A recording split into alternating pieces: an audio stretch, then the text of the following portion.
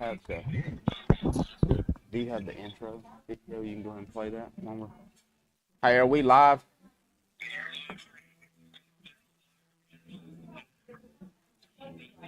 Okay, got you. 30, 30 seconds out.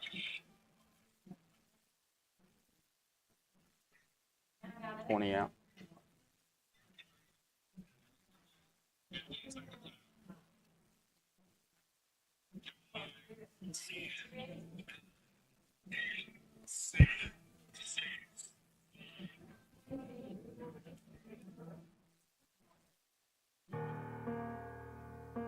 It's done, man. It's time to come together and change the culture. Let's do the little things right. Let's not worry about what the school board says. Oh, You I do what need you to move think my comes to truck. do. I'll start this one. You do it. Don't worry about everything else. Do your job to 100% because your brother next to you means more than the name on the back of your I'm jersey. sorry, I'm moving. You come into our house, you get hit in the mouth. You come into our house, you earn it. Respect ain't given, respect is taken, and we take it tonight. It's prime time, baby! Welcome to the Saturday morning breakfast club. Buckethead's got to go move his truck out of the way of everybody. I'm here with Dex from Dex Preps. Dex, how you doing this Saturday morning? How you doing? I'm good, man. Thanks for joining us, All right, and thank you. excited about you being a part of the show. Gary, I think Gary might be sick right now, or under the weather. The King's still at the King's house, so we don't have the King with us right now. So hopefully he'll be here before long. I think he had a tough morning. But you know, we're going into football season. A lot of new headlines, a lot of new stories, a lot of exciting times. What up, dog? What do you think is the biggest headline going into the football season? I think for me, it's going to be how Anniston High School, they got to rebuild, reload, offensive line, defensive line. So we're going to see how they're going to do. They have a lot of top skilled players in the state. So that's my biggest storyline. Hey, you know, like the Wynn kid moved in from Oxford. He's going to be a stud on offense and defense. Yeah. Dobbins came last year. We see what he can do. He's probably pound for pound one of the best players on the team. You can't forget about Jay Money. You can't forget about Jaden Lewis. Obviously, Auburn commit. So they've got the skill players. They got Gavin Doss that moved in, played quarterback at Saks last year, moved to Shades Valley for a little while, and now moved back to the Anniston area and is going to Anniston High School. So they've got some players, but you're exactly right. The offense, the defensive line is going to be the question mark for them. The good thing for them is early in the year, they have a matchup with Welborn, who is going to be a physical brand of football. It is old school football. You know Jeff Smith. He going to do things the old way. That's the only way he knows. Kids are going to play hard. They're going to line up in the wing tee and they're going to hit you in the mouth. So that's going to be a good matchup right off the bat for the Anniston Bulldogs to see where they're at physicality wise and how they can do in the trenches, because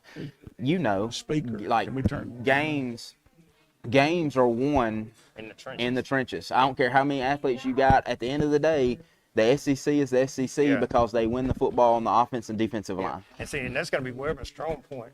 Offensive line, defensive line. They've got a veteran group coming back. They're really big and strong. So it's going to be a tale of two tales game. And then if they don't get tested there, the next week we know they're going to get tested when they go to Andalusia, and we get a rematch of the semifinal game last year that they felt like they should have. They felt like last year Anniston felt like they let that one slip away, but Andalusia is going to be tough again. Yeah, they got to also have Auburn commit. The running back, he's a 220-pound running back, so he's going to be a load to bring down. He is a load. He plays both ways as well. Really good linebacker as well for them. So, but the Anniston Bulldogs, Coach Rico Jackson, definitely there's some high expectations, so they definitely got their work cut out for them. Buckethead, you back with us? I'm trying to get back. I mean, I'm on the run. We had technical difficulties as always. The King overslept, so that's not anything. That's not anything. I told the world that he was sick. So, well, he's sick, overslept. I don't know what he did. But we're talking about the Anniston Bulldogs and the question marks that they have. Obviously, we know they got as good of skill players as anybody. But that O-line, D-line is going to be the question mark. They got I can't even say his last name, the Warship kid or whatever that plays defensive end. He's going to move into interior defensive lineman this year, and they also moved into offensive line. He's going to be good. Q Elston is another kid that looks really good. Greg Fagan is another kid that I mean, I saw a video of him the other day benching 500 pounds. Squatting 500 pounds. And so we look for that to be really good on that. And then, I mean, those are 3 guys, but there's 2 other guys that's got to play. And so seeing who, I know they got a freshman. Yeah, I think his last name is Bailey. Bailey. Yeah, I watched him play last year. He had 3 pancakes in 1 plate. But he looked like a man amongst boys last year playing with the junior high kids. Yeah, he's going to be another Rockwest Montgomery. So. No doubt about it. And Rockwest Montgomery, if y'all don't know it, was McKeldry, changed his last name. You can find him. He'll be number 55 for the Alabama Crimson Tide this year. And so just an all around, they were really strong on the offense and defensive front last year. And so we look for them to kind of build off of that. And try to, instead, like you said, instead of rebuilding, reloading. Yes. So that's a big telltale. What you got for us, Buckethead? Well, we were talking about Anderson. The good thing about Anderson is I feel like that, Coach Rico come in. He didn't get a cover that was bare. Yeah. I mean, I think he's got some good ball players, and I know the question, like you said, is the offensive defensive line. Yeah. But I think if he can figure that out, we'll see him late in November. Well, can we do me a favor? Go ahead. Can we go ahead and talk about the Oxford Yellow Jackets before yes. Gary gets here? That way we can go ahead and get that and talk about it, and we don't dwell on that the entire Well, the show. problem with talking about the Oxford Yellow Jackets before he gets here is we'll have to do it again when he gets here. Well, I mean, that's fine, but we can talk about it, and we can kind of breeze back over it real quick and then talk about everybody else. Well, that's fine. I was at Lamar Field last night. Oxford had a big event last night. They had everybody. They recognized every football player from kindergarten all the way up to seniors last night. The 5th and 6th graders actually scrimmaged against each other, and the 3rd and 4th graders scrimmaged against each other. And so it was a big night for Coach Sam Adams. He was able to see his future Yellow Jackets and also kind of look at the Yellow Jackets he has now. But it's the same question with them, and I asked him about it last night. It's the same question with the Oxford Yellow Jackets as it is for the Anniston Bulldogs. Yeah. How are you going to be up front? And more than anything, because on the defensive side of the football, they're a 3-man front. They run a 3-4, old school 50 essentially.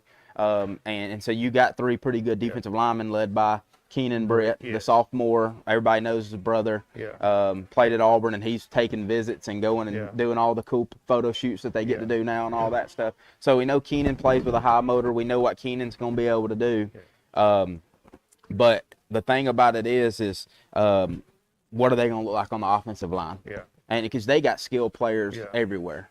Yeah, they got a kid coming back that's a 25 kid named Rasheed Cunningham. I think he's pretty solid. I think he's like an FCS, maybe a G5 kid, about 6'2", 6'3", 280, 290. So I think, he's one of the guys that can start. Yeah, he's one of the guys that's going to start and have a good year for him. And here's the thing, man, like with what they run, with what they run, they should be able to slap in. They should be able to I don't understand it. As long as they can block for a few seconds, they should be able to get some things done. I look for them to try to get the ball quick out on the flats and all that stuff. And they got a big test coming up early too. When you talk about physicality, Fort Payne plays a type of offense and defense. They're scrappy. They get after it. They're going to hit you in the mouth offensively. They're going to come right at you. And so they'll be able to see real quick, like, are we going to be able to stop the run? Because just like I was talking with him last night, if he can't stop the run, then we're in trouble. How you doing? Then we're in big trouble. What's going on? We're ready? We're on. We're live. That was the coach, y'all. We always talk about the coach. That was the coach. But you talk about Anniston. I mean, you talk about Anniston, they're up front. But back to Oxford, you're going to be able to see real quick. Like, it's tough as a coach when you scheme up, but you can't. When you get hit in the mouth, you just can't stop them. But he feels like that's going to be a good contest for them starting out, and then they got to go to an always athletic McAdory. And so he McAdory, I think they lost some guys up front on both sides of the ball, but McAdory's going to be athletic every year. They got a 6'7" tight end that's like a 4-star recruit, so he's going to be really I remember him from last year. I think Oxford probably does too. And see, with Oxford, if the run game isn't successful, they got Mason Mims, a quarterback. Then they got Kamari Hampton, that he's a good receiver. Yeah, Mason Mims, he already has a Miami offer, a Yeah. Mississippi State offer, so he's got Pittsburgh, yeah, he's a so he's got Power 5 offers Yes. already. And then another receiver is Kamari Hampton. He has a UAB offer. So he's a really good athlete. Yeah, Kamari Hampton's going to be good, and then Yeah. you got Judd Sire, who kind of Yes. just gets lost in. He's kind of a Wes Welker type. Yes, yes. He kind of makes those plays that you need to make. Kind of gets lost in the mix around all those other athletes, and they're going to have a strong run game. They got a 3-year starter at running back, so they're going to have a strong run game. But the question is like I said, that offensive line. Can that offensive line hold up, and can you build enough depth? Because throughout the year, you know you're going to have injuries. Yeah. You're going to have a guy miss 1 or 2 games for a strain or something. And so can you got guys that can step up and fill a role for those weeks? Because usually, unfortunately, it comes in the middle of the season when you're in the grind of region play. Can you got enough depth for those guys to be able to step in and fill? Yeah. So the Oxford Yellow Jackets, they have a tough schedule. They're in one of the toughest 6A regions. I feel like Clay Chalkville's supposed to be really good again this year, they and are. so I look for them to be. I look for them to compete. Though here's the thing about it is in Oxford, the expectations are high. Very high. When you get to year number 3, it takes some time, and Coach Adams walked into a situation. I'm not making excuses for him, and he wouldn't want me to make excuses for him, but he walked into a situation where he could have had a pretty good team, but he had a lot of kids move out his first year. And that really hurt their momentum going forward, because in year number 1, they had a tough year and could have been really good. Could have made a run for state if they would have had all the guys stay that was supposed to be there. Year 2, they graduated some guys. They were really young. But year 3, there's a lot of excitement here in Oxford. I'm not trying to put pressure on the Oxford Yellow Jackets to compete and do all that stuff, but I feel like that it's a big deal for them to kind of take a step forward. 6 and 5. If you're from Oxford, you know how Oxford fans are. And I mean, for Gary, thinks they're going to win a state championship every single year. And so I'm an Oxford graduate, but I'm also a realist. And so when you look at that, you got to realize that like, there's some really good teams in 6A football right now. Clay Chalkville's really good. Yeah. A lot of people don't know about Saraland, but Saraland's, they got move-ins left and right. They won it last year. Yeah. I don't look for them to drop off very much. Yeah, because I got the return of Mr. Footballer Ryan Williams, the first sophomore to ever win it. And then they have another good quarterback in KJ Lacey. That's KJ committed. Lacey, some people say he's the best quarterback in the state. Yeah, he's committed to Texas. Then they have another receiver. If they lock up Ryan Williams, a guy named Carson Gill. He's also his Power 5 offer. Good luck locking up. Yeah. So, like, what you're telling me is, as a defensive coach, if you try to bracket Ryan Williams, Yeah. this other guy's going to beat you. Then they have a good running back, too. That's also a 3-star running back. He's not a big kid, but he's more like one of those scat backs. He's really good. Well, you got a good offensive line. You run zone and stuff like that. Those little bitty running backs that are quick, they kind of get lost in the fold. Yeah. And so that's just kind of how it happens. So, It is. I saw we got a Wellborn Panther in here with us, and so we can talk about the Wellborn Panthers real quick if you want to. Okay. If you want to show, you can show. We got people piling in here already. People are starting to come in. People What's are up? coming in, piling in. So the Wellborn Panthers, and we've already talked about them a little bit, but you've got that consistency with Jeff Smith as the head coach. We've got some schools around here that's got some new coaches, and I want to talk about that too, because I seen a Piedmont Bulldog walk in earlier. One of my Piedmont Bulldogs that went to White Plains, so I know him, seen him in some alumni stuff. But his son goes to Piedmont now, and so I want to talk about the Piedmont Bulldogs as well. But when you talk about the Wellborn Panthers, they have that consistency. Yeah. You know what you're going to get. They're going to play really good up front on both sides of the football. They're going to be really physical on defense. And then the wing T, you just don't see it much anymore. And so it's tough to stop. And Jeff Smith is really good at running it. Yeah, that's true because, with Jeff, he's always going to have the tough players. They're going to be strong. They're going to be aggressive. They're going to punch in the mouth. They're not going to back down. So they're going to be I think they're going to be pretty good this year. I think they're going to be pretty good. And also, Jeff Smith, I looked it up the other day. He's not far away from passing Mike Battles, senior, Yes. as the winningest coach in Wellborn history, which would be huge because Mike Battles just got voted into the Calhoun County Hall of Fame this past year. That would be a big accomplishment. And I know that's actually Jeff Smith's mentor. Yeah. So that would be a huge accomplishment for him. But Jeff don't want no limelight. He don't want to be in the spotlight. He wants to for his kids. Now for them to be able to get in the spotlight, they're gonna have to do it the right way. Yeah. And see, Coach Battles, he coached back in my day. I graduated from Sax in '88, so he coached against Sax when I was playing, and Jeff, he graduated a year before me. So that's going to be a big compliment for Jeff if he can do that. So. Yeah, no doubt about it. Like, that's a legend around here. Mike Battle Sr. is a legend. Yes. I had the opportunity to play for him in the North-South All-Star game, and it was something completely different than I've ever experienced because he talks with that raspy voice like that right there. And he said, and I was playing linebacker. He said, "Hey, if anybody comes across this middle, they better only do it one time because you better hit them." Yeah. And it was a different brand of football then. Yeah. And so he didn't want anybody across the middle. He was an old school coach, and I enjoyed playing for him. And like I said, he was there when my mom was in school. So he's a legend. He's a guy, one of these older guys that did it the right way and won at multiple places. Yeah. So a lot of people don't realize that. He was very successful at Welborn, but he also went to Hanley and won a state championship there as well. Yeah, he's hardcore for sure. So. All right, and then you being a Sax guy, we'll talk about them next. You talking about Sax? They got a new coach. Yeah, they do. I haven't had a chance to sit down and talk with him, but I kind of hate they lost the quarterback because he's a big key to the offense. That's to me. You just said it. That's a big question mark for Yeah. Sax. Like Sax is probably one of my biggest question marks going into the year because they lose a quarterback, and he's a stud. Yeah. And Gavin is a stud. Gavin's a smart kid. You don't get a Navy offer if you don't have the grade. So when you get a smart kid that's as athletic as he is, then you have a chance to be really, really, really successful when you got that guy playing quarterback for you. So who do they plug and replace at quarterback? I don't know. That's a question mark. Yeah, and they got a good running back in Dorian Walker, so maybe they may try some stuff with him. Wildcat. Yeah, they knew Wildcat stuff. Yeah, stuff like that. So And so that's really, especially you see that a lot in our lower levels of football where you put your best athlete at quarterback. And so that could be a really good thing. But I tell you this, Coach Freeney, everything I've seen, spot on. Great guy, disciplined, makes those kids do the right thing. And good. How are you? That camera cord. Don't trip I over didn't it. want you to get trip over. We're on. I don't want to be recorded anyway. So. Oh, we're on live on the air. You want to be on the show? But going back to it, like Sax but they're going to play a physical brand of football. They're going to be disciplined. They're going to do things the right way. Yeah. But really excited to see what they can do, what they can accomplish year one. And so if you look at Sax, and I don't know if we have Sax's schedule or not that we could pull up. We do. I pull it up. I'm going to get Buckethead on there. You keep going. I'm doing something right. Well, keep going. We doing pull what up you're Sax's schedule and be able to look at it. What do you expect? What are your realistic expectations for Coach Freeney in year one? Now, this is a tough question, and it's walking into Jonathan Miller. Also, I think was the winningest coach in Sax history, and so he moved on to Piedmont, which we're going to talk about in a minute. But what is your realistic expectations for Sax in year one?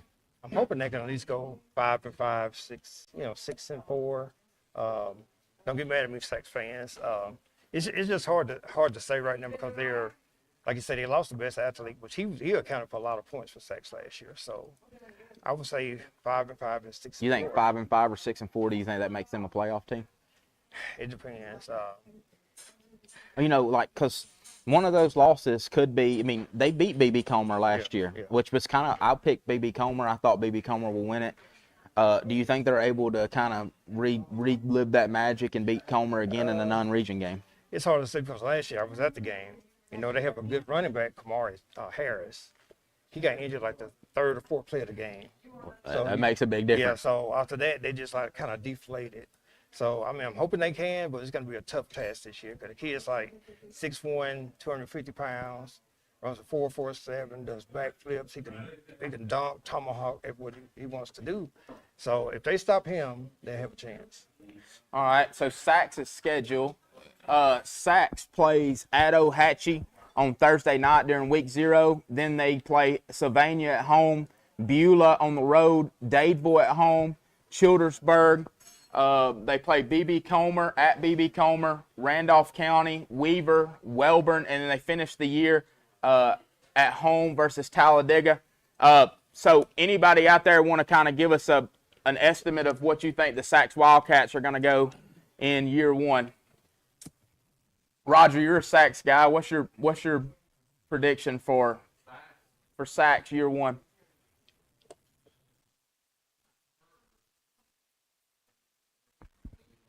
No, the Coach Freeney has done a really good job.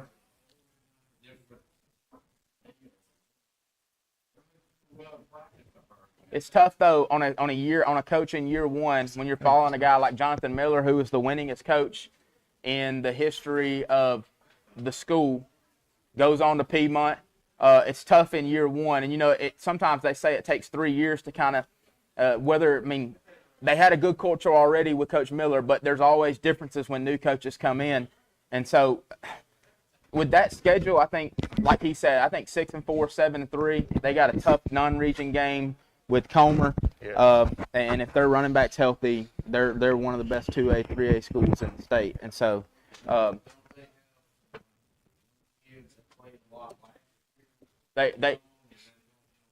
Yeah, well, the problem is with them is the quarterback from last year, Gavin Doss, he moved off to Shades Valley, then he came back, and now he's at Anniston. Really, really good player. They have really good players around him, but when you kind of lose, your quarterback's kind of the key that starts the engine. So when you lose the quarterback, it makes it very difficult. And so that's the biggest question mark for us. Who's going to play quarterback, and how are they going to respond, and how are they going to be in Coach Freeney's first year at Sachs? We got us a Piedmont Bulldog in here, right in front of us right here. And so speaking of Piedmont, y'all got Coach Miller from Sachs. Like I said, the winningest coach in Sachs history. What do you think? What's your prediction this year? Kind of some uncertainty. You ain't got a Hayes at quarterback. They have to lean on the run game a little bit more, probably, and some defense, which you're familiar with because your son's a really good defensive player. And so what's your predictions for Piedmont this year? It's hard to say. I don't know. I hadn't really thought about it. Got a lot of had to replace the whole offensive line. But we talked about it already. That's a question mark for a lot of teams around here. We talked about the Anniston Bulldogs, the Oxford Yellow Jackets. You still win games up front. Like, you can have all the athletes you want to, but games are still won in the trenches, and it's never going to change. As long as they let football be played similar to how football's being played now, games are going to be won in the trenches. And so I know the Wilson kid at quarterback, I watched him in 7-on-7, and he's going to surprise some people, I think.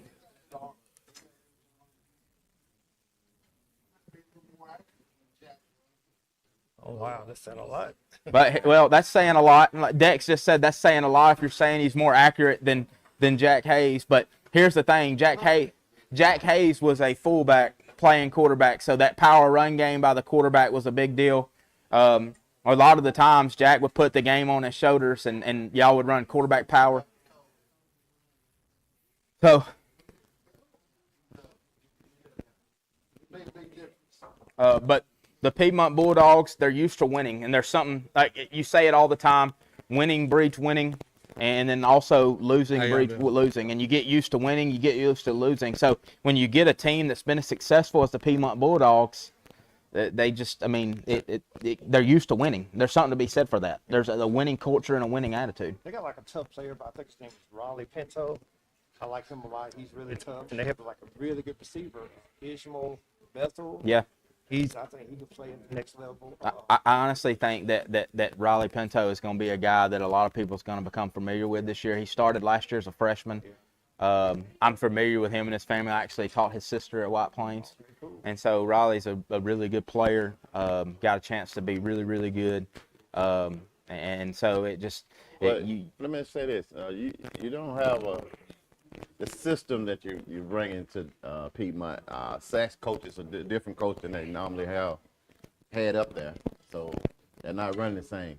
Yeah, it's going to be a different system. It's going to be a different system. The new quarterback may fit that system better. Because like you said, Hayes was a fullback athlete. He was an athlete. Player. Call him a fullback. He was, he played wherever you put him. I'm going to be honest, like you talking about that, like this is going to hurt some people's feelings. Hurt the feelings. But Jack Hayes may be one of the best competitors that's ever came through our area. Baseball, whatever he suited up to play, one of the best competitors. And like, you don't just replace Jack Hayes with one guy. Like, a bunch of people have to step up and fill that role that void that Jack Hayes leaves. And it hurts my feelings because I thought I was a pretty good competitor and I competed in. But Jack Hayes, just from being on the outside looking in, one of the best competitors that I've ever seen in this area. May have not had the, and the thing about it is he wasn't 6'4", he wasn't 220 pounds, but he got everything he could possibly get out of his frame. Just an ultimate competitor.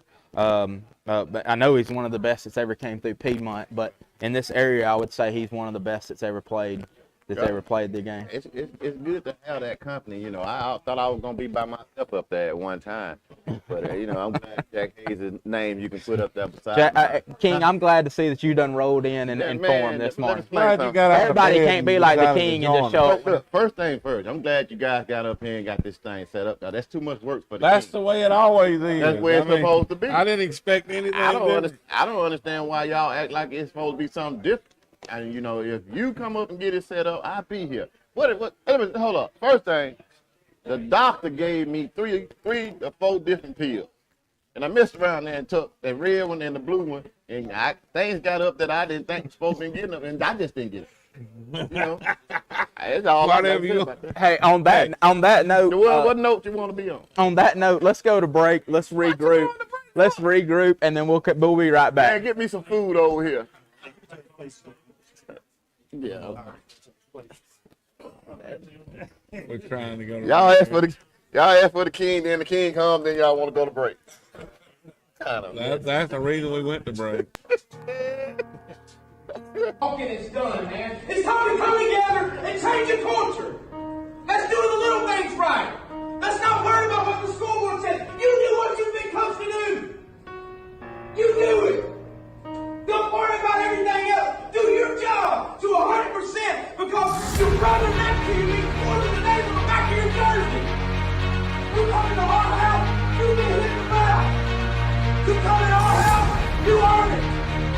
Respect ain't given, respect is taken, and we take it tonight. It's prime time, baby!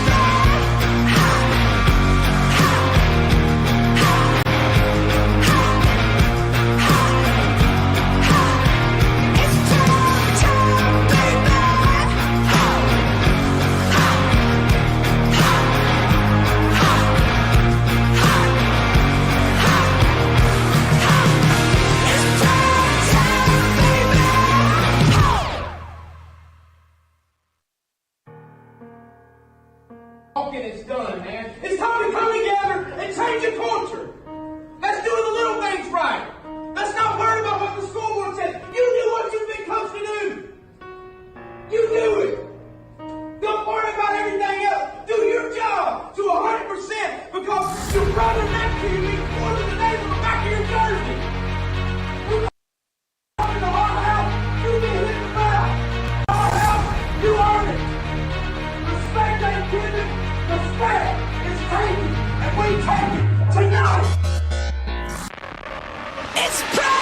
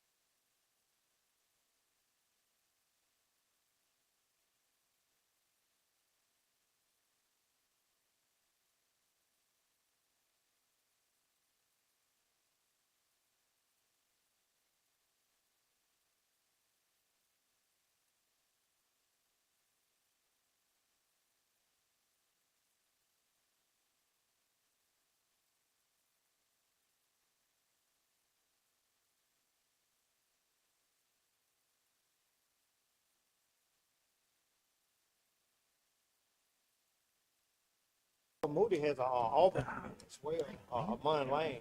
He's probably like 10.8 All right, so 100-meter guy. You missed I'm everybody. gonna throw Buckethead under the bus, and he didn't turn Mike home. We're talking about the Alexandria Valley Cubs. He said that they're gonna go 7-3, and then he kind of stepped back a little bit and said 5-5. We were talking about their schedule.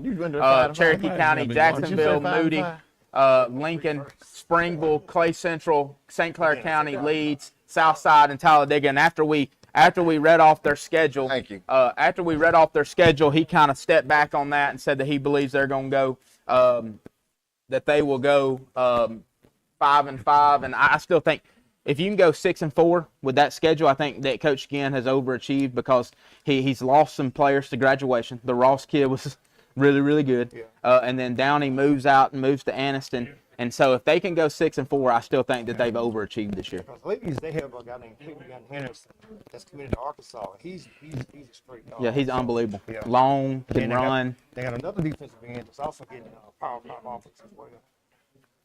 Shout out to Coach LeBeau from Pleasant Grove for letting me know we didn't have any sound. Yeah, that was my fault, Coachy. I'm blaming on Buckethead. It's always my fault. Hey, I'm the only one that does Can we mark anything. that down? Can we mark that down that he's actually taking credit for messing up on something? It's it's always my fault because I'm the only one that does Time out. I anything showed up up at here. 5 o'clock You did. before You you. were Thank here. you, thank You you. were here. All right, so now Buckhead, didn't you tell me a few minutes ago I should get up and go? I said you could go get it. I said Did you see what's going on? I don't understand why you keep on trying to overlook that what I said when I came in here that I was the king. That you were late? All right, so Oh if- yeah. Oh yeah. I did overlook that you were late. if you missed it, we also talked about the Oxford Yellow Jackets again when our microphones were off, and so the Oxford Yellow Jackets, we kind of talked about how their question mark's going to be up front.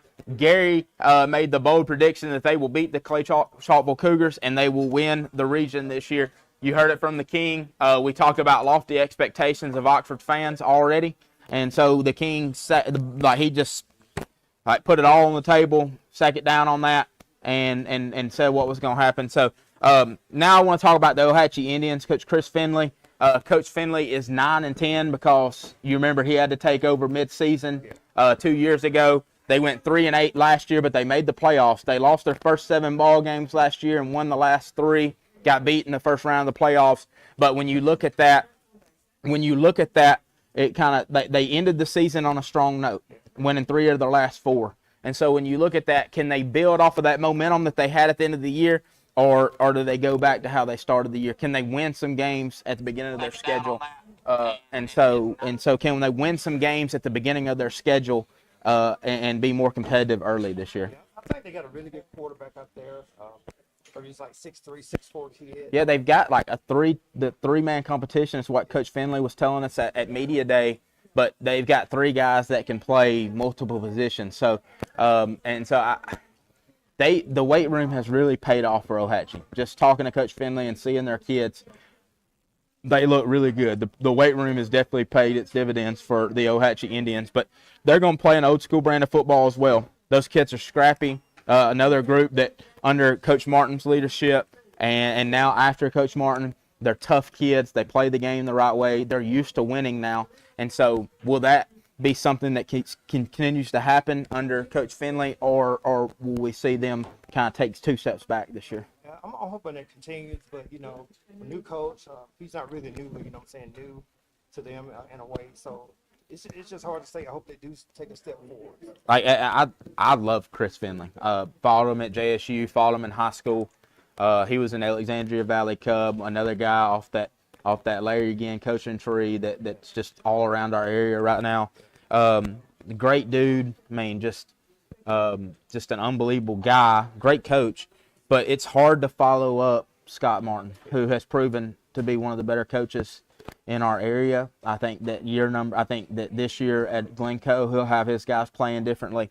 But I believe when you look at Ohatchee's schedule, which we don't have it pulled up. My bad. Running behind.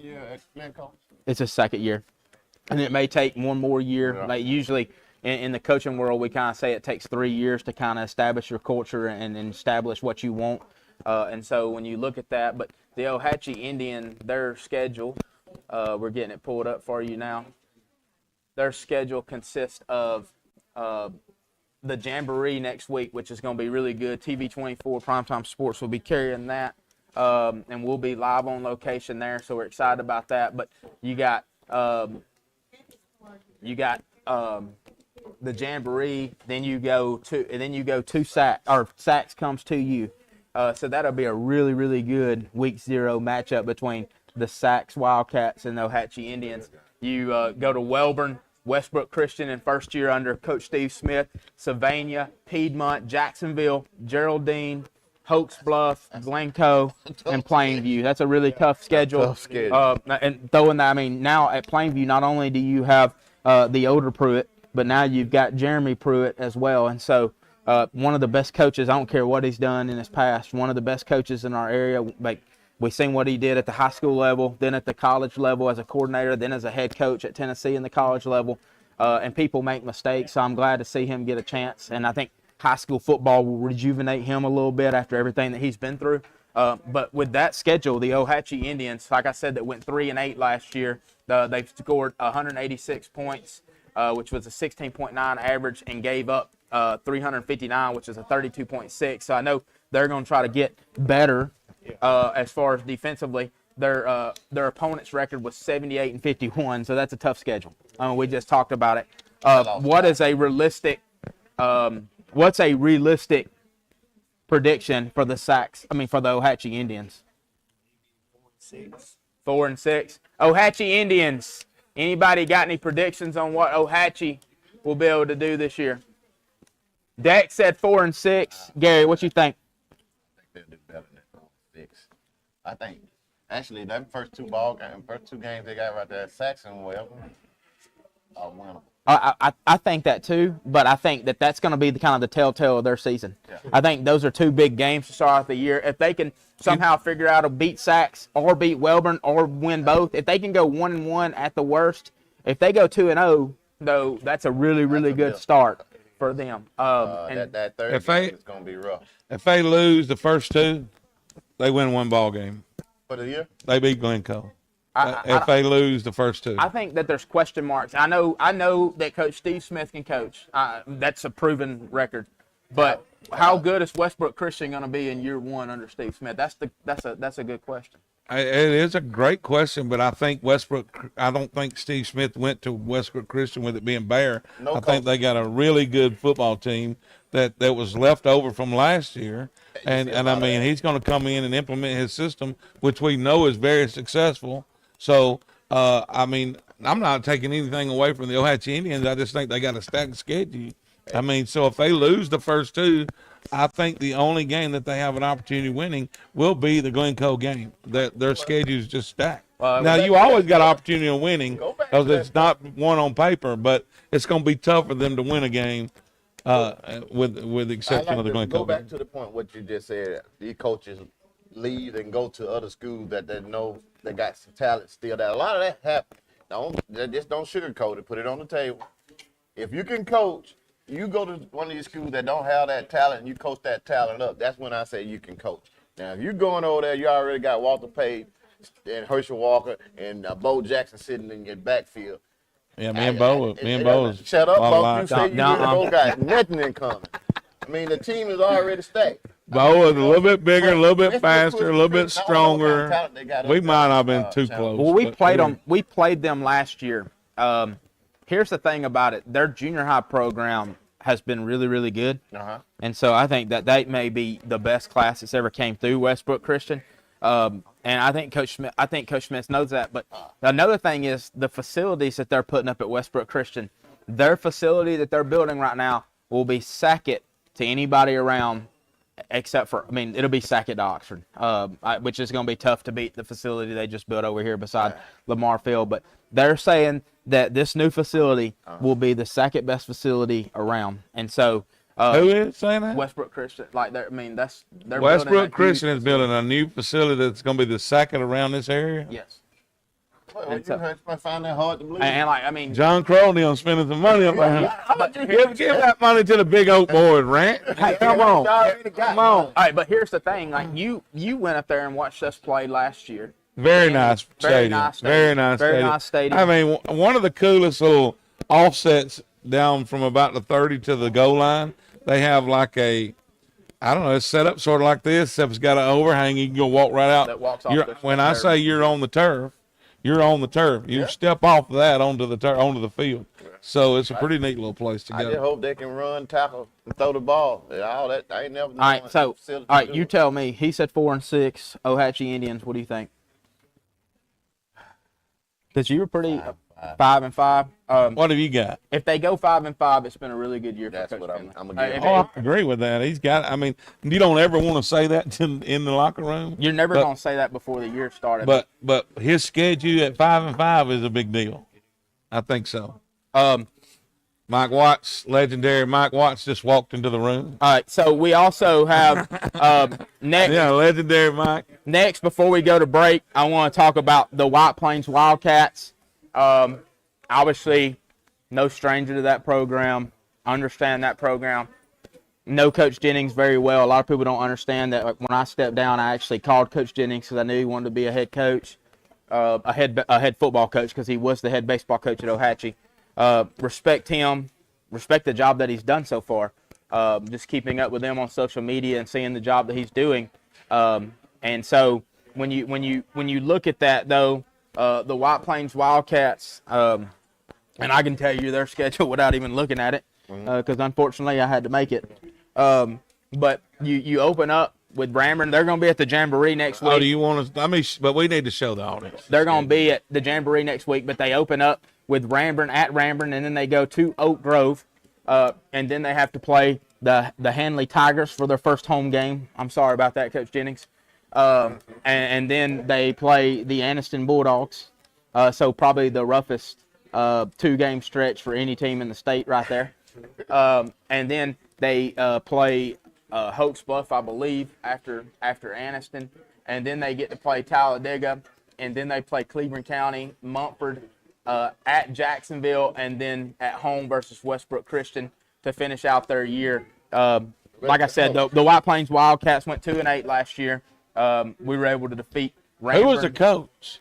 I hope they fired him. He didn't fire. He stepped down. He stepped down. Last year's schedule and this year's schedule Is we the said same. How many times did we say it? That's a rough. Oh yeah. Well, the problem is, You got Anderson, Yeah. Jacksonville. I mean, you look at it. Come on, man. You look. We say we got the toughest football in the state around here in whatever division you're in. 3A, 2A, 3A, 4A. You put 5 in our 2A area around here, we're the toughest in the state, no doubt. In 2A, 3A, with BB Comer and all them, but Vincent as well. So you take White Plains and drop them down a classification. I think they're a lot more. What do you think, Coach? Well, You've been there. I can tell you this: our junior high programs had 2 really good years the last 2 years. There's really good players in that program. This year, Coach Jennings walks into a tough situation where they literally only have 2 seniors, and one of them we talked into coming out for the first time ever, and so they only have 2 seniors.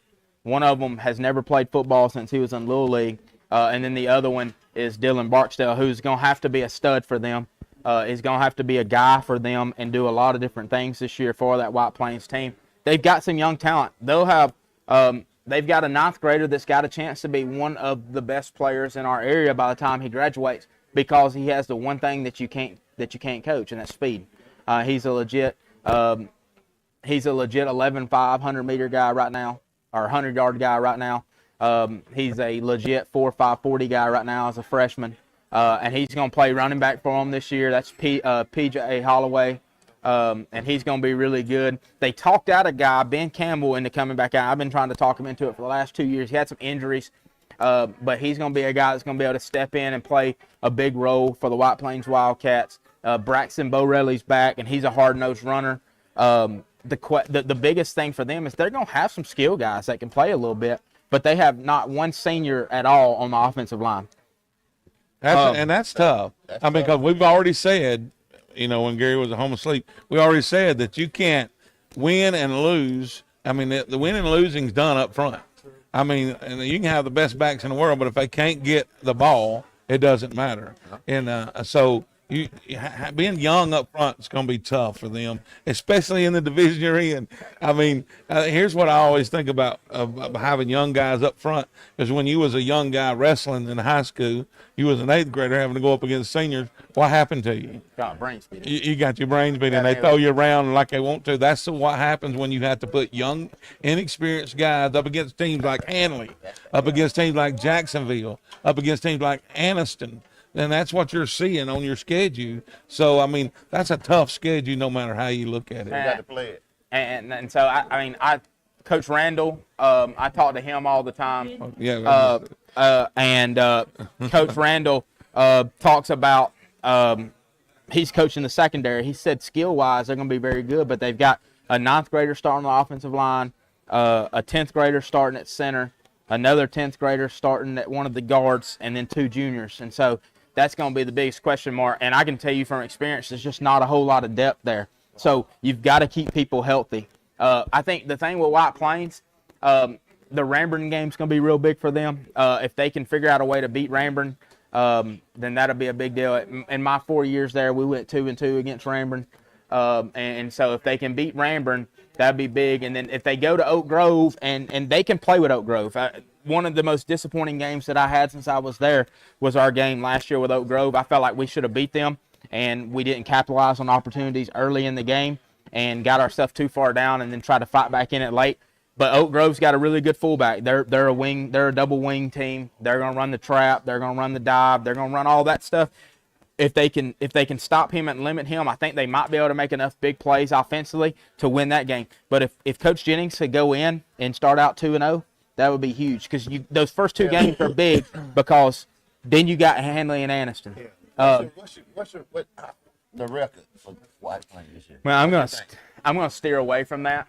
You got to stay away from it. I'm Get to Buckethead. Buckethead, what's Man, golly. Come on now. If y'all expect me to come in here and put it on the table, I mean, put it on the table with White Plains. What do you think the record gonna be? I'm with you. I just feel like that it's going to be a tough year for White Plains. I mean, nothing against Coach Jennings. It was a tough year for Coach Tyree.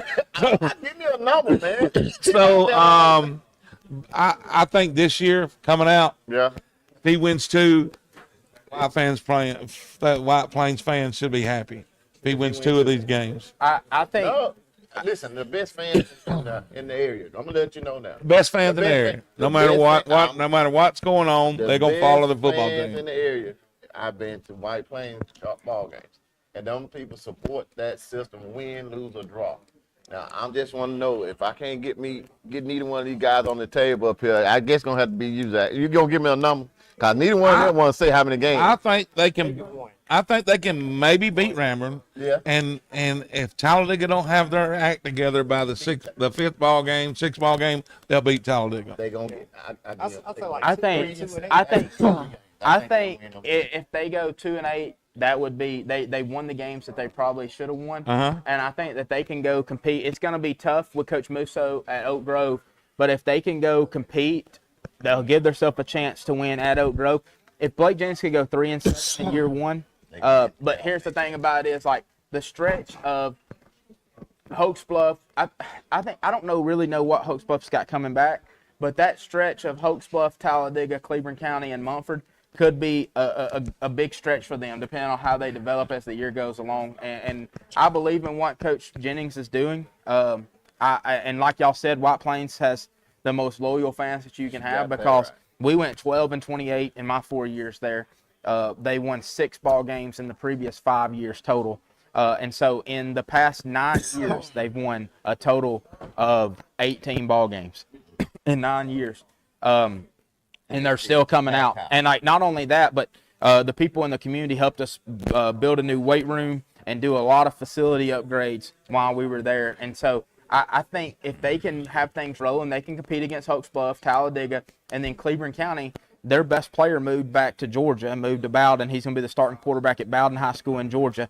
And he was a stud. I mean, he was the guy. Kyler McGrin, very good. We couldn't tackle him last year, and then Montford has question marks too without Sylvester. I mean, you don't just plug and replace Sylvester, and so there's some games there that are going to be up in the air. But if he goes 3-7 in year 1, he's done an outstanding job. And I hate to sound like that, but and like I love those kids out there and love Coach Jennings, but it's just tough sledding in 4A. But their numbers are close. They're teetering. If they can go down to Class 3A, they'll have a chance to compete in a few more ball games. I say this: if they go 3-7 this year, Let's pay some bills. they got a good opportunity this. to make the playoff come next year. Yeah, they can build. They can build. Yeah. And I like that about White Plains. And when I start saying about the fan base they have out there, and I love their fans, and they do support. And I'm letting you know. But Alexandria, that's a place that you go that you can't hardly get a seat. No. They No, gonna when pack y'all the house. asked, and I'm gonna finish with this, and then we're gonna pay some bills. We're gonna go to break, and we'll be back after the break. But when we put out there who has the best atmosphere, I would have told you when I was in school, Oxford. Yeah. But I need Oxford fans to show me something, like and pack that stadium again like they used to. Alexandria has the best atmosphere in our area. I went out there 2 years ago against Parker for the playoff, and there was not a place to sit. There was not a place to stand above the stands because they had trucks pulled in behind the home side. There was not a place to sit or stand. on trucks. It was standing room Hey, and I'm only. gonna add to that. They got that Valley Dog. It's tough to beat too. You go. All right. Hey, you All right, go. hey, let's go to break. We'll be right back.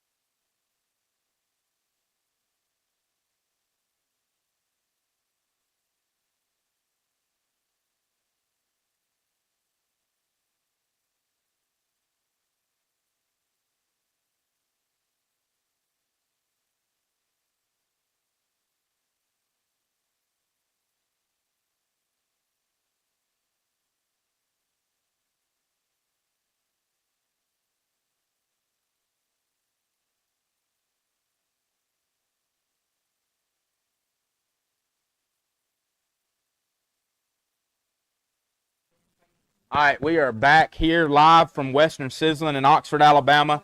We're still on for another hour, so you can still come and Come catch on us down. live here. People are Come on down starting to and pile join in now. But so Bacon good too.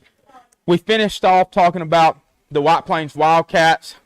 Now let's talk about the Weaver Bearcats, another team that's got a new coach. A guy that a lot of people in this area are probably not familiar with, but he spent the last couple of years as the offensive coordinator at Cleburne County, Coach Ken Kofer. He comes from Georgia, where he was a head coach over there. I've had the opportunity to sit down and talk with Coach Kofer a couple of times, and just the excitement that he's bringing to the program is very encouraging. But here's the thing about it. If you can't start strong, that honeymoon area, because I've experienced, man, like when I first went to White Plains, everybody thought they thought I was Nick Saban. No, they didn't. But all of a sudden, we started losing. Just cause y'all the same height. All of a sudden, we started losing, and that honeymoon time, it dissipated real fast. Yeah. And I wasn't as popular as I was when I first got there. Yeah. And Your so fault. and That's so bad. Coach Kofer's got a lot of excitement. And I know that I'm working in Calhoun County, so I know the excitement that he's created. And so can he keep that excitement going? They open up the year. They don't play a jamboree, so they open up the year week 0 at Donahoe. That's a big game for them. Donahoe went to Weaver last year and beat Weaver to start out the year. Can they capitalize on an opportunity to go to Donahoe and kind of pay back the favor and give the Falcons a loss on their home field to start out the year? Dex, what do you think? I met Coach Kofer. Like I said, he's a great guy. He has those guys out there working hard. So I think it's a possibility they can go into Donahoe and take the victory. Yeah, This is my opinion. I watched the practice a little bit. They have a great athlete. Caden Good. Caden Gooden that is a martial officer. So he went and earned his offer at camp. So they really have a good chance. I know Coach Satcher down at Donahoe. So I think it's going to be a good game, but I would say Weaver. I'm ready to see. I went and watched them practice the other day and was really impressed with what they're doing offensive. And they'll be a little bit it's not your cookie cutter defense. They're going to do some different things defensively to try to give some different looks. And so that'll be good. I mean, when you're at a school like that who struggled defensively, you've got to do some different things and take some chances to try to get some stops or some turnovers. But Caden Gooden is going to be one of the best athletes in our area this year. They're going to move him around. He's going to play some quarterback. He's going to play some he'll play some running back, receiver. He'll do some different things. They got a couple of different guys that can take snaps that look really good back there. They've got a move in from Pelham that came in at the end of last year. He's going to play some Sam linebacker and also play some running back. He's a good-looking kid. Yeah. Well, one of the things that I've noticed, Weaver this year got some athletes. Yeah, they really They've do. got more athletes out this year than I've seen in the past. Not saying anything about their past team, but this year I've just noticed that they've got a lot more athletes out this year than they have in the past. I think he's trying to change the culture out there. Cause I went there and they was just flipping tires. They was running hills. They doing things So they they ain't was been doing doing. hadn't Yeah. did before, in my opinion. So Well, I after don't see them Don, beating Donahoe. after Donna, you don't see them beating Donahoe. No. I At I'm gonna take your money when we get off the show. Jeremy Satcher, which is doing a great job at Donahoe. We're going to get to them in just a second. But, After Donahoe, I can read it if you, or you can read it. they go. Because that's what They go to Glencoe. They play at Dadeville, Childersburg, Randolph County, Asbury, Sacs, Welborn, Beulah, and Pleasant Valley. And the other day I talked, you can go back off of there. I think they're going to beat Asbury and Beulah. I think that's 2 wins. Those are 2 programs that are not usually very good. But I think the Donahoe, the Glencoe, and the Pleasant Valley game is going to be the games that dictate how their season goes. If they can come back, if they can win 2 out of 3 and go 4-6, or win all 3 of those other games past Asbury and Beulah, they'll have a really good chance to have a really great year. If you can go 5-5 for Ken Kofer in year number 1, you've done a really good job. And I think what he throwed out is for real. I think that the games that you called out that they can win, I truly believe they can win them because of the fact that not taking anything away from them. I just think Weaver's that much improved this year. they are. I mean, time will tell. So Yeah, time will tell. Okay. I don't see them beating Weaver. I'm seeing them beating Donahoe. And Donahoe. Speaking of another team that's on their schedule, the Pleasant Valley Raiders, Coach Jonathan Nix, and Coach Nix has been there for a while now. His tenure's up there, and he's been through some good years and then also some really tough years. And I can speak from experience. Coach Nix does a great job with them, and sometimes it's been a combination of some different things. It's been a combination of The talent level's been down, lack of players being out. But right now, I think they have a good number of players out, and I think that they also have. And he said this came out. This is probably his best staff. I can kind of attest to this a little bit. It's tough when you don't have paid coaches on your staff and you're trying to depend on volunteer guys. And you need volunteer guys in every single program. But when you don't have enough coaches that work at the school, it's a very difficult thing on the head coach. And Coach Nix has been under the same thing that he's had a deficiency when it comes to paid coaches, and all the guys on his staff. I'm not taking anything away from them. They did a great job and did the best job they could. But he finally has a full staff, and I think that that's going to pay big-time dividends, because it's one thing to coach up the X's and O's, but if you can't coach fundamentals and you can't coach technique, it don't matter how many X's and O's you know. If you don't have enough coaching staff that you can got coaches that you can depend on to coach those fundamentals and those techniques, that hurts. But I think they're going to be I think that they may surprise some people this year. I think they got a new look on their helmet. Look good, play good. Deion Sanders said that. You play good, you get paid good. Called Deion. That's Deion. And so I think you look good, you feel better about yourself, you play better. But they also have been working extremely hard, had a really good preseason camp, went and did some things together as a team, which I thought was huge, because there's things in high school football. I know y'all are not going to like this, but there's things in high school football that are bigger than football. They're bigger than the school board. This is the best time of these kids' life. All right, and it's bigger than looking at a scoreboard every week, and we wonder why kids have mental health and all that stuff going on right now. We put so much pressure on our kids to succeed and do well, and we don't put enough into pouring into them as human beings. And so these are the memories that they're going to take for the rest of their life. And so there's things. I went 10-0 my senior year. 7 of them didn't count. But bigger than that was spending time with my teammates in the summertime, doing things outside, going to eat with our position groups, doing all those different things that nobody sees on the school board. When I resigned from coaching, nobody said, "Hey, Coach, thanks for teaching me this about football." They said, "Coach, thanks for loving me." And that's the biggest thing that it can be about. Pleasant Valley, like we said, they start out at Donahoe, and then they have West End at home, Holly Pond, Cleveland, Raglan, Locust Fork. Raglan, we will be there for that game with Raglan at Pleasant Valley, Spring Garden, Southeastern, Gaston, and then they finished out the year with Weaver. Last year they went 4-6, and so a pretty good year last year for Coach Jonathan Nix compared to where they were at before. Where do you think that Pleasant Valley goes this year? It's possible 5-5, in my opinion. I think if they go 5-5 and have a chance at the playoffs, I always talked about when I was coaching, let me be in the playoff picture at the end of the season.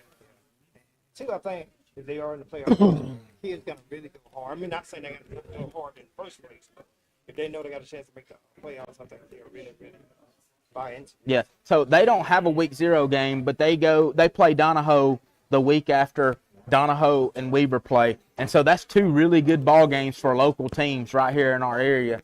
That could make or break those. Even though they're non-region games, when we talk about a full schedule, some of those games could make or break some of the schedules for some of the years for those teams.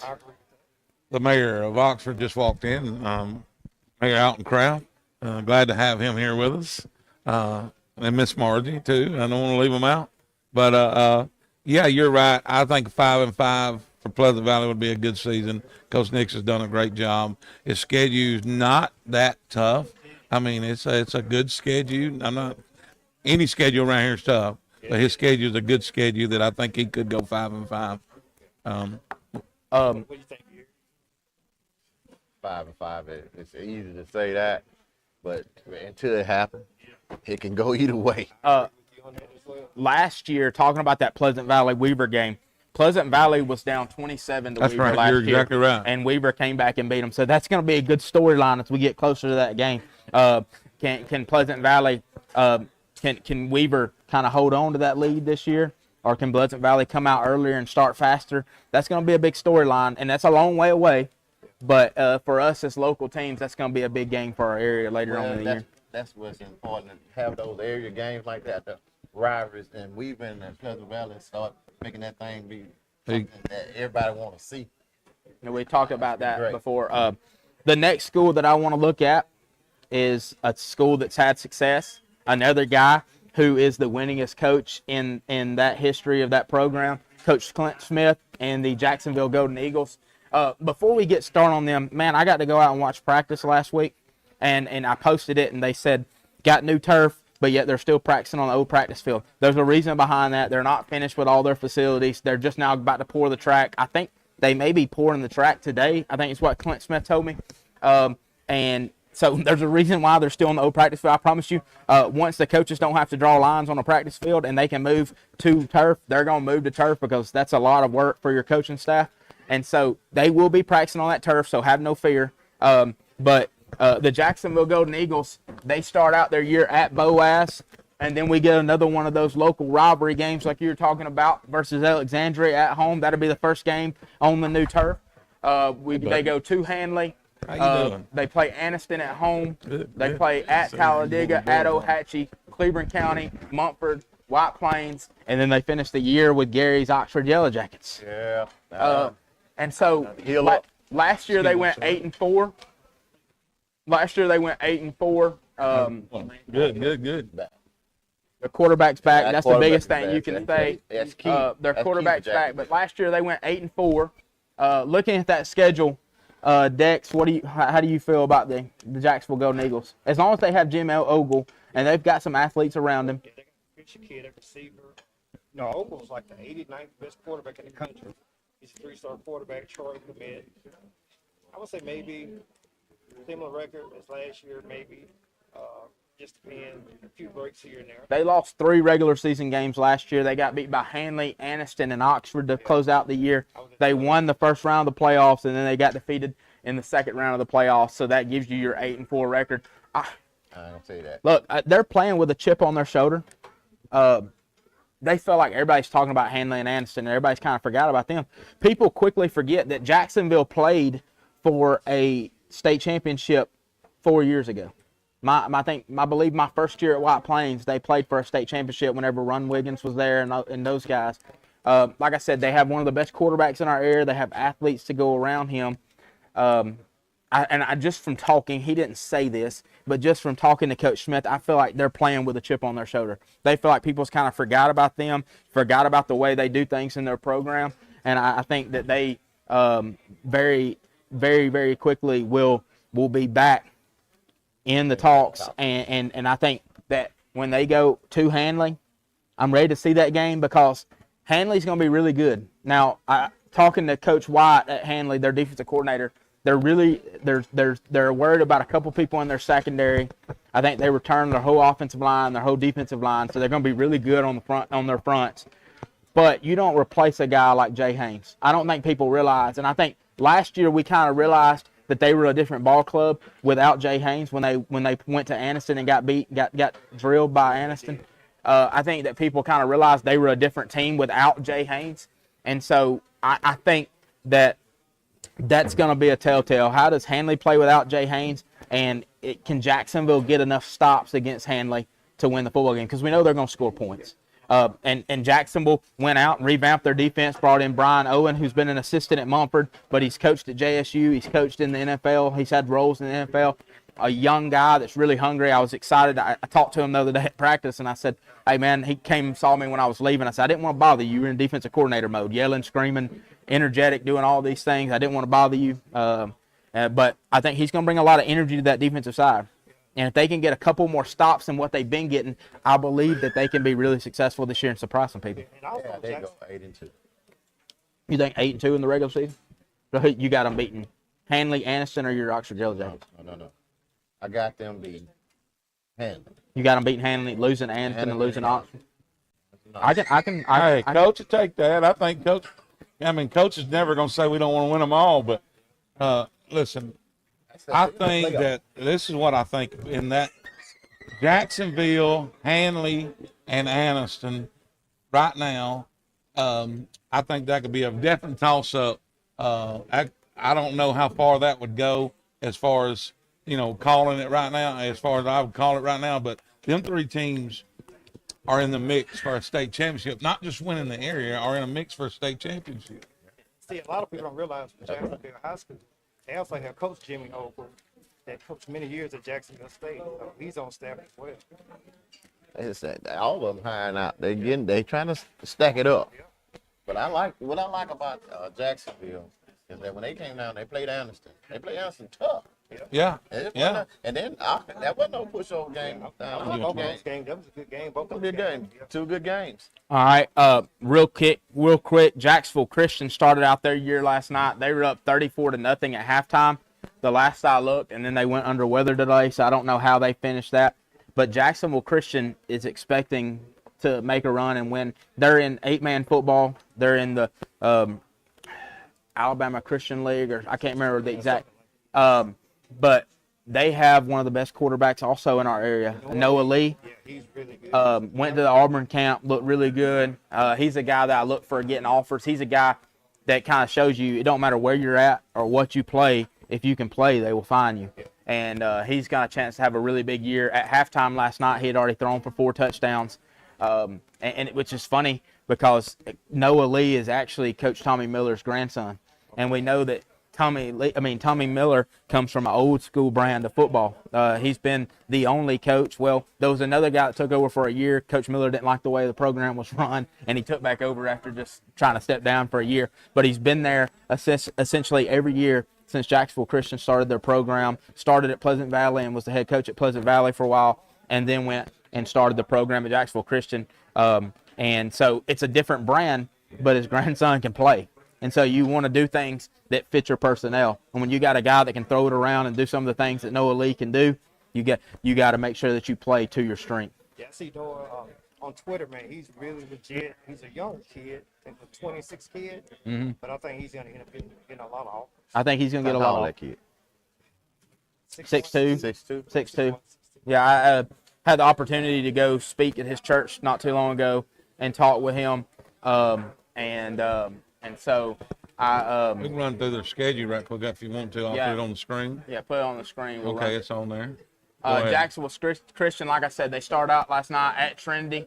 Not Oxford Trinity, but Trinity over in Gardendale, I believe. They play at Meadowview, at Tabernacle, Victory Christian, Russell Christian out of Mississippi, Success Unlimited, Cornerstone of Rainsville, and at New Life. And last year they went 8-2, made a run to the championship. I expect them to have the same kind of success this year and be able to make another run. Like I said, just off the strength of some of their skill guys and what they do. So look for big things coming from Jacksonville Christian. We're going to make sure that we give them the coverage that they also deserve as well. We got some more fans on game in. Yeah. We need to ask about these schools that they represent. Yeah. Here. Lastly, as I close out our rundown of the Calhoun County schools, we've talked about every school so far if you hadn't joined us, except for the Donahoe Falcons. And Donahoe's been mentioned a couple of times. And so we're trying to get our image and stuff up right here. But if we can get Donahoe's image up and show you that, we're about to get to that. But the Donahoe Falcons, Donahoe went 4-6 last year under Jeremy Satcher.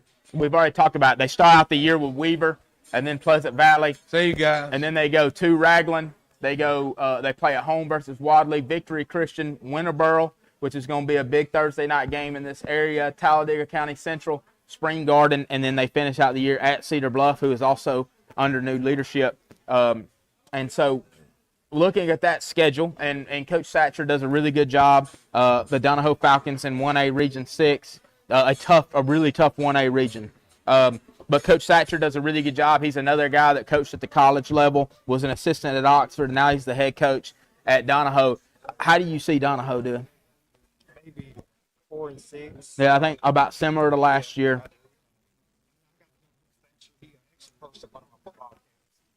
He's really knowledgeable, so I think he's going to have the kids ready. But I'll say 4-6. 4-6. All right. Well, what do you think, Gary? I think he'll win more than 4 games. And he also came from Mark. I said that. Yeah, I want to Yeah, make sure you I say said it that. again. I said that. Okay. Okay. Yeah. More than 4 games. Take I'm getting 5 take and your 5. gold colored glasses off real quick. I ain't actually gonna stay on. What you hear, neighbor? 5 and 5. 5-5. What do you think? But I mean, yeah. Here's the thing, and it's nothing against you. You play with what you dealt. So the younger schools, can have a bigger roller coaster ride than, smaller schools have a bigger roller coaster ride than bigger schools because of an influx of kids coming in, kids coming out. You're starting with small numbers. You don't have a lot to choose from. So, it just depends. You may catch some of the other teams on a downswing and you can pull out a victory that you didn't think you could pull out. But a 5-5 year would be big for them. They went 4-6 last year, so I think 5-5 improving this year would be a big year All right. for No doubt. Well, that concludes all of our Calhoun County schools. Let's take a commercial break, pay some bills. Remember, we're live right here. We're going to be on air for 40 more minutes right here from Western Sizzling in Oxford, Alabama. Let's pay some bills, go to break, and when we come back, I think we're going to talk about some of the coaches in our area and who we feel like is the best active coach in our area.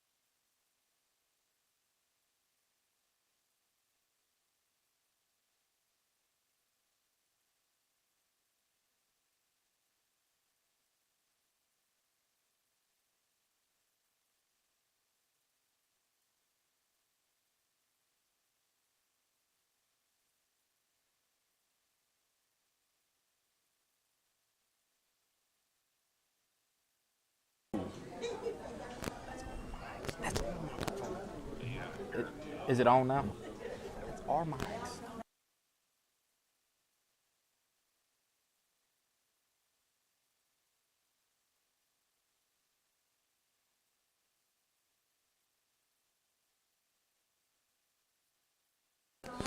All right, welcome back to the Saturday Morning Breakfast Club. Hey, somebody else take us. What you got? Are you taking a phone call? No. All right, going back to, I kind of want to talk about, we talked about some of the coaches in our area already, but our coverage area has some of the best coaches in the area, and I'm going to name a few. Paul Benefield at Fife. He has a career record of 337 and 55. Steve Smith, previously a Piedmont, winningest coach in Piedmont history, has a record of 283 and 81. Danny Horn, second all time, 341 and 96. Rush Probst is 295 and 108 on his total from Georgia and Alabama. Jeff Smith is 170 and 116 from his time at Hueytown and also at Welborn. Larry Strain is 169 and 116. He is 20 wins away from being the winningest coach in Handley history. So if he stays there for a few more years, he's got a legitimate shot. You say that. I'm going to stop you for a second. I'm not in the screen because I'm just walk around and talk to some of the people in the audience. But this is Bughead.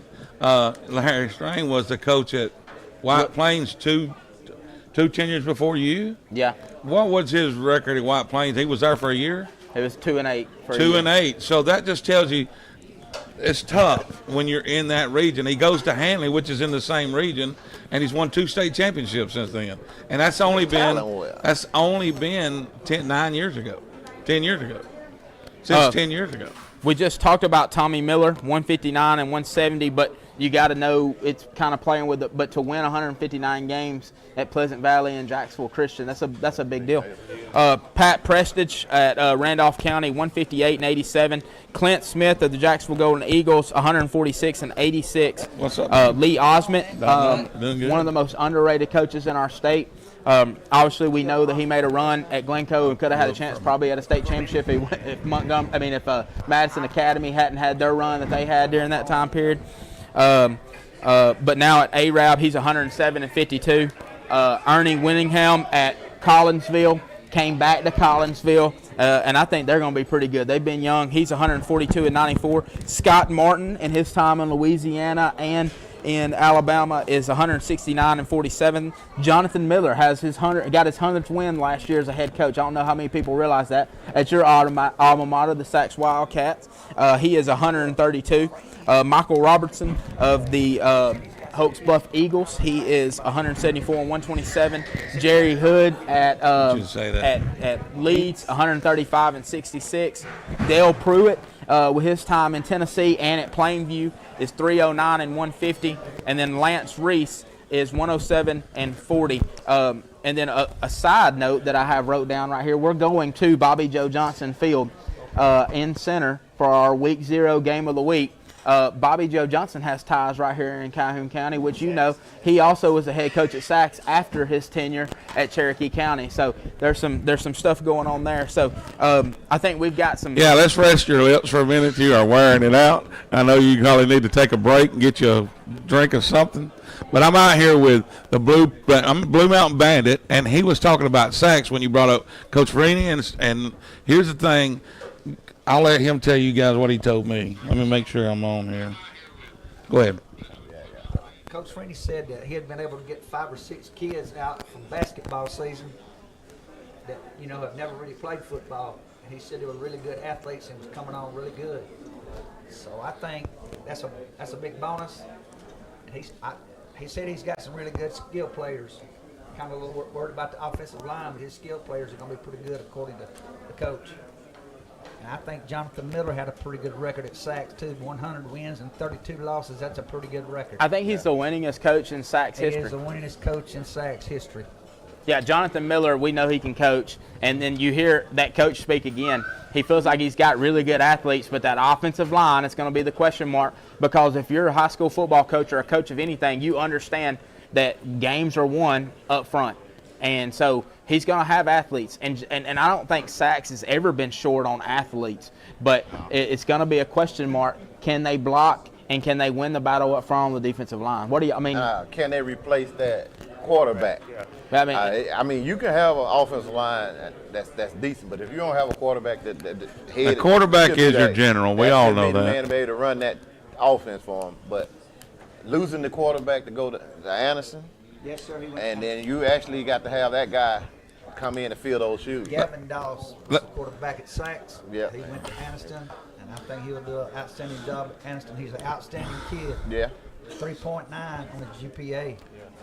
I think Navy. Hey, he's got a Navy offer. If you got a Navy offer, you're a smart kid. I got a Navy offer, but they were trying to get me to go in the Navy. Let me ask you this, Blue Mountain. What do you think about the Sachs schedule? What do you think their record will be? Do you think where do you see them at the end of the year? Maybe 6-4. 6-4. 6-4 is, I think that kind of mirrors what we set up here too. But the offensive line, like I said, talks of the offensive line, we've seen that consistency today of us talking about games are won up front. Coach Freeney knows he's going to have some players, but you got the question marks to the offensive line. So remember this, just because if you play offensive line, just because you don't get the notoriety everybody else does, you are the most important part of the team. Saved my life. All right, we've got I'm back here with a Wellborn graduate, and we're going to ask him what he thinks about what Wellborn's going to do this year, and how he feels about Coach Smith's team. I believe we're going to probably go about 7-3. 7-3. Yeah. Hey, the Anniston one is going to be a rough one. 7-3. Do you think You you'll gonna beat win the Anderson? Anniston game? No. You said 7-3. You will be down, so you No, won't. that'll be a loss. Okay, see, I like that, and you're a Wellborn guy. You notice how he picked Wellborn to win 7 ball games. If I say Oxford will win 7 or 8, 9 games, you got these guys getting in the ward. They just extra food. But I like that. You say Wellborn gonna win 7 games. Respect. From a Panthers perspective, let's ask him what he thinks Oxford will do Don't this ask year. him that. Yeah, Hey, I gotta how ask. do you feel We about gotta Oxford ask here? it. You want the truth? Yeah, I want the truth. Hold on. Watch yourself. As the best words you could say from a movie, he can't handle the truth. hey, Jay, let's hear how many games you think the Oxford Yellow Jackets will win this year. Regular season, I think 9-1. 9-1. Hey. 9-1. 9-1. Your breakfast is on Buckethead. Hey, What is wrong with He 9? paying that. Come out. What? He paying Okay, for it. okay, He I got paying you. for I that. got you. I Okay. got you. You like 9-1. Yeah, I take Okay, that. I hear you. I like. Good man from Welcome. Good I man. like 9-1 too. just mess with Gary. All right, hey Ty, what what you got a question? No, I just got a comment. I think this is great. I think if we could get here people on time, for the show, that'd be a better job. Are you talking about the guys that are on the show? Yeah. Oh, What's yeah. his name? What's his name? It's the They king. try Hey, to say hey, king. we demoted him today to Prince. Okay, so first thing first, I'm glad you said that. I got up. Some parts of it got up, some parts didn't get up. I just, the doctor got me on certain medication. I hang around people that's on meds. Yeah. So actually, this dude right here, I can't just show up like on time. I'm the king. Let them set up, I come in and eat. That's my job. All right, now look, the star of the show is Dax. Dex knows more than all of us, and we don't question that. Dex knows the guys. So he should be the king. No. Wait a minute, Todd. Dex is the guy. All right, we He just might be the guy, he ain't the king. you got the guy. You got the king who shows up when he wants to. Thank you, Then bro. you got the Back- guy. Back here in the cheap seats with the Mumford line. Mom? All right, Right here, Mumford line. How do you feel that the Mumford Lions will do this football season? Don't lie. I'm probably about 7-3. What did he say? 7-3. All right, Boy. 7-3. Replacing. I think if Mumford goes 7-3, I think Michael easily deserves the Coach of the Year this year. After losing Sylvester, which they got some guys. Tank Evanson's going to be a guy that's going to be able to run the football. He's a small, compact guy, hard to tackle, really quick. But if they go 7-3 after losing, probably in my opinion, and I coached against them, the best athlete in this area the past couple of years. If they are able to go 7-3, Michael Easley is coach. He's saying 7-3 with the Cherokee County, Anniston, Jacksonville, and Hanley on the schedule. Yeah, that's the thing. So Listen, which upset is that going Which to be? upset are you calling? And the Tigers. The Hanley Tigers. He said Mumford pops the Hanley Tigers this Hey, year. I will say this: they have played really well against Hanley Thank for you, the Tom. last couple of years. A lot better than most of the teams in our area. And Hey, so, if they beat Hanley, There's no way in the world you ought to walk from back there, from that Mumford table, and let that man say something like that without putting him in check. Only reason you didn't put him in check. He's a is Mumford you- line. We he's a stick Mumford together. person. Yeah, y'all stick together. Hey. But you said put it on the table. We live in a realistic world. What world? We said 7-3, not 12-0. I mean 15-0, like the Gary Herbstreit says. Let me tell you something. About Oxford Yellow Jacket. You go down 21 and stop at that little flashing light. And That's it. all we got. That's it. That's okay. Don't say y'all going 7-3. Hey, I got your picture up at the 5-5. post office down there. Mumford. Your picture's in the 5-5. post office down there. I'm going to tell you straight up. Just take that 5-5 and be happy. hey, we got an Oxford I've Yellow. got an Oxford Yellow Jacket here. What do you think about all this mess? Hey, I like it, man. I love the competition, high school. Yeah, I think everybody doing good, but to put everything to rest, Oxford #1. He said Oxford #1. Now we got another Herbstreit sitting here. I didn't know he had a twin brother. Man, you're in Oxford, man. This place is located in Oxford. What is Well, we are in Oxford, but Thank you. does that make Oxford better than everybody else? Today it is. Hey, they honestly. Hey, here's the bad thing, and that's the thing that if you're the head football coach at Oxford, you have the most unrealistic expectations of any place around. But I mean, and that's a tough place to be. If you don't, believe you don't believe that. No. Keith Etheridge was here, won a state championship in his first year, didn't win it the next year, and got beat by the eventual state champion. And everybody wanted to run him out of town before he took himself out of town. No. Look, He took himself out the time. right here, I'm with a move-in. This is a move-in that's been watching our show. One of our top. He's always on our show watching it. He's our #1 fan. He thinks that the way we are about high school football around here is completely different than where he's been. What do you think, Kurt? Crazy out here. It is. It's real. Real. You have to pick a side now, Yeah. so it can't be Oxford. Yeah, I had to go with the King. You gotta go with the king. You just trying to get some free catfish. I know what you do. I know what you do. Kurt, appreciate that, bro. Come on, come and see me. Hey, Kurt gets Come on and see there and me. messes with the king every time y'all have y'all show, and then he gets in person and he can't even say something about We it. got a guy come in with a Wild Plains Wildcat hat on. Listen. So we got a Wild Plains guy here. So what questions do you have for the panel? Well, I just used this as disguise to get in here, but I'm really from Pell City. Going to tell y'all October the 6th, there's going to be a new king in Oxford. His name is Les Probst. Wait a minute. New king in Oxford is now Russ Probst. After the Oxford Pell City game. First The thing king- first. king- Let me get your attention. Look. Listen, everybody listen to me. This is the king talking. If Pell City come across that bridge, we putting them knots upside their head quickly. Beep, boop, boop, boop. There's nothing that Pell City got on this side of that river. Stop at the ark, get you something to eat, and go back. Hey, let me tell you something, King. You better talk that smack right now while you can, cause in 2 years from now, I don't know if you're gonna You be said talking 2 about that years. smack. You said 2 years. In 2 years from now. We talking about this year. I don't know about this year. Look, because we'll I know come how back hard it to is. that. But we got another yellow jacket right here. What you got to say about it? I just want to know, Gary, you gonna share some of that bacon with me? Say it again. Are you gonna share some of that bacon with me? No, man, the king plate. Nobody eat out this plate but the king. Hey, Gary wants to know why he's on so much medicine. Look at the plate. Hold on. Let me allude to what happened with that. Get that man some He fruit. comes in 30 minutes late because he slept late. I want everybody to know that. And then he starts to, man, hey, it's the king just walked in. I need some big old plate of bacon and bring me some orange juice and all this. Like he was somebody. You got here. Then you gonna tell the lady he can go up there and get it. Let him go get it. I'm the king. What is you thinking? So, any more questions from you, Mr. Wildcat? That ain't no wildcat. He's a Panther. That guy said Pearl City. No, I really. He done snuck in here. With, man, that's a Trojan horse. That's what's going to be Lincoln record. Yeah, it's a Lincoln guy now. We do have a new quarterback at Lincoln. They are looking really good. Coach Zediker down there, he's got them working hard. And I mean, we look forward to Mumford every year. That's our big rivalry. You go and mark Who's them gonna off win the the quarterback competition? right there. I'm with you. Hold on a minute. I'm with him. I'm taking the mic back, Hey, who's bro. gonna win the quarterback competition at Lincoln? Hold on. Who's gonna win the quarterback competition? I know I Caleb. believe the new boy. I know Caleb Jenkins moved in That's him.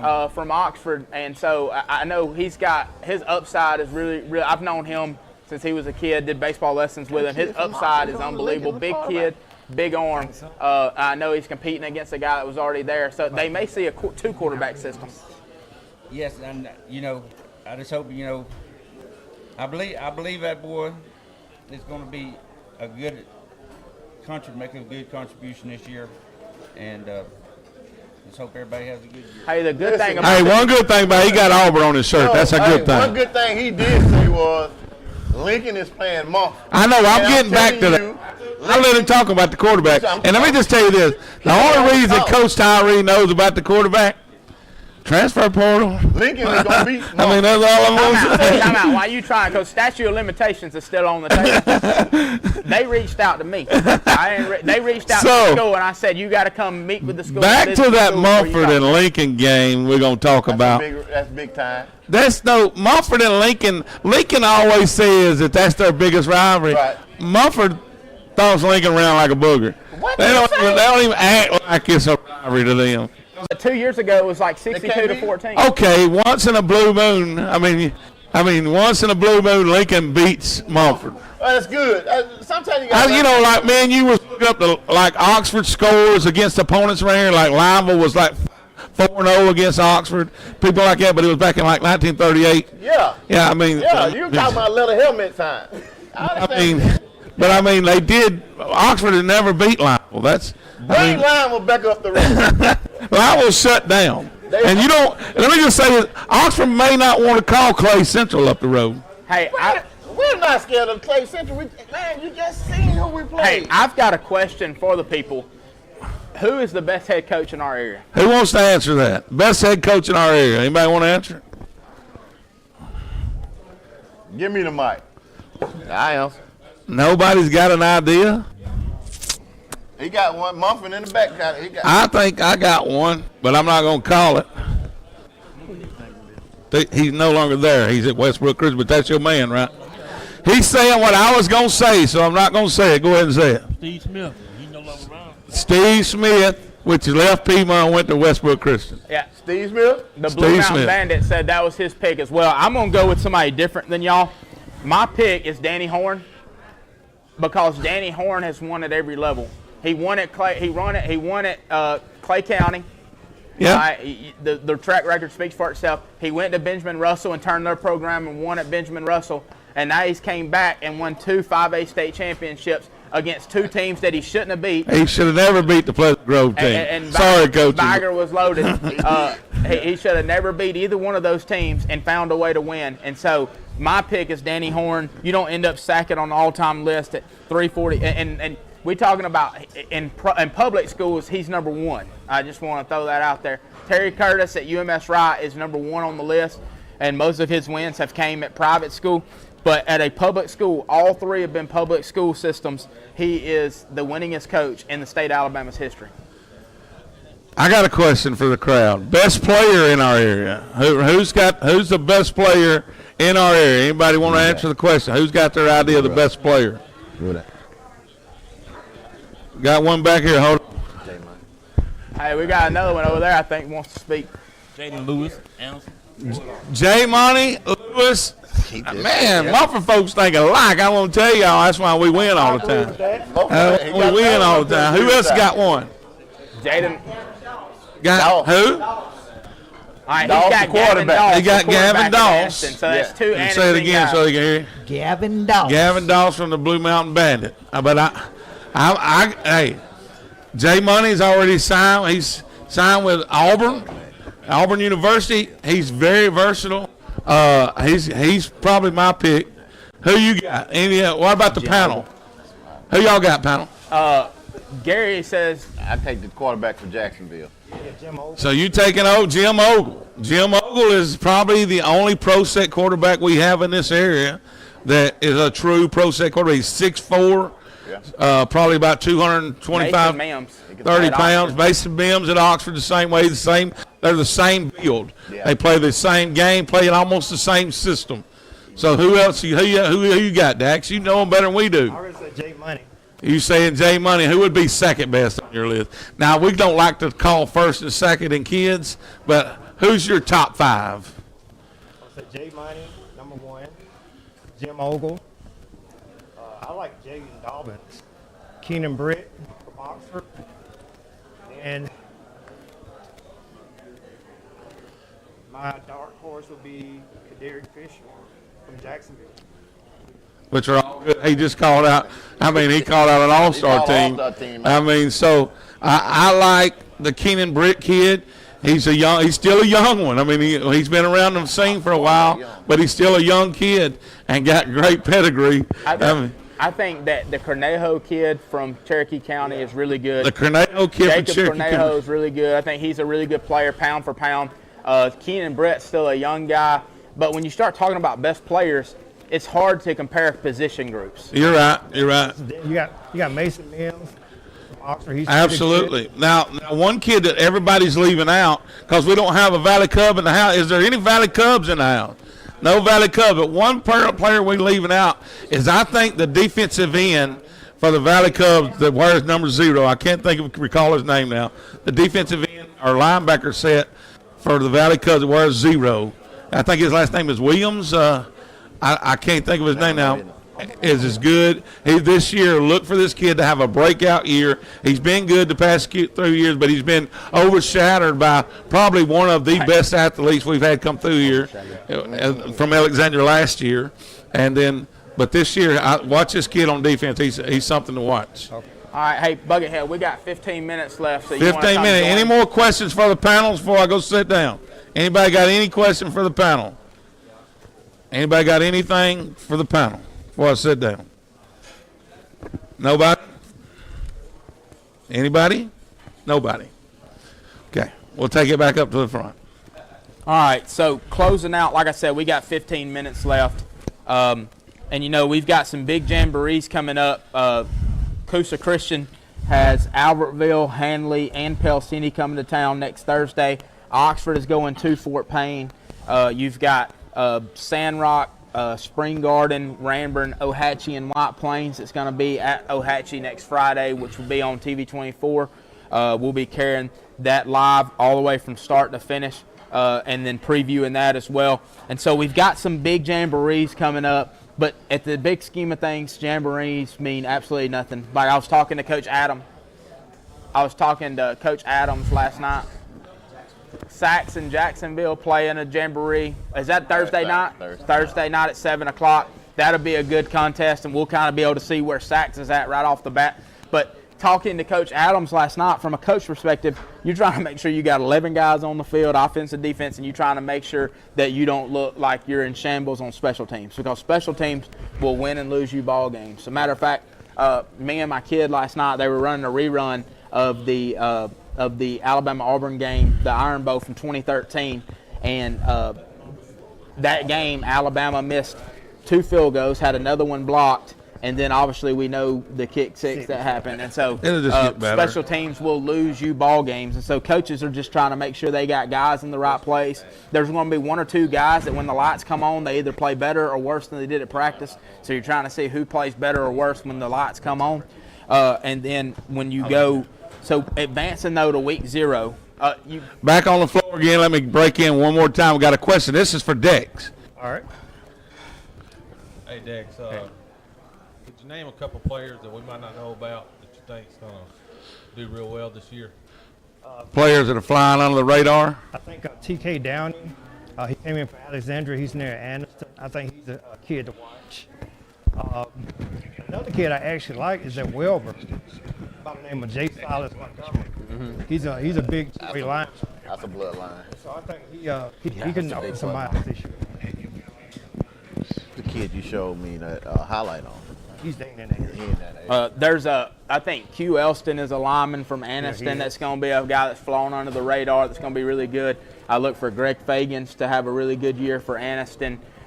They've got a couple of defensive ends at Anniston. You know, they lost their 2 defensive ends from last year that moved with Coach Rico White to May Jemison. But I think they've got some defensive linemen that's really going to be a surprise to people. And so I look for, there's going to be a lot of names that come out this year that people are not familiar with that's going to have big roles for teams. And that's the good thing about high school football. You go into the year and you don't know a whole lot about people, but as the year goes along, you start having people step up and have big games, and we'll make sure we highlight that and showcase those guys So the too. 2 kids didn't come back. That went up there with, No, Puerto sir. Rico. They did not go back. They didn't go back. They did not go back. The freshman offensive lineman, I think his last name is Bailey.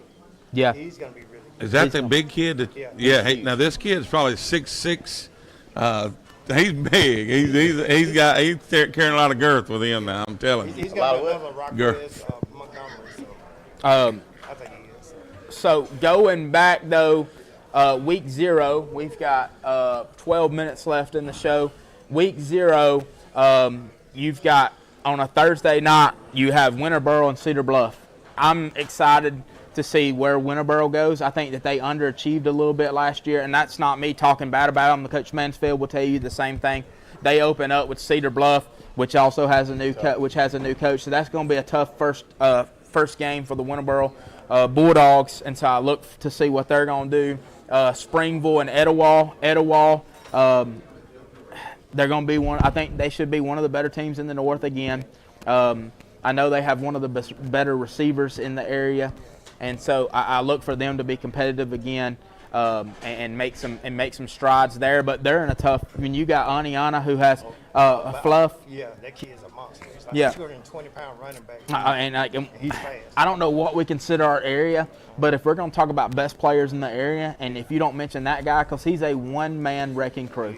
I worked a camp earlier in the summer, and I saw Aniana, and it's nothing, but he is their team. If he goes down, they're not going to have a very successful year. If he stays healthy, it's hard for a 4A defense to tackle him on a consistent basis. He wears you down. He's like a Tony Young back in the day. He'll run through you, he'll run around you, he'll run by you, but having to hit him the whole game kind of wears down a defense.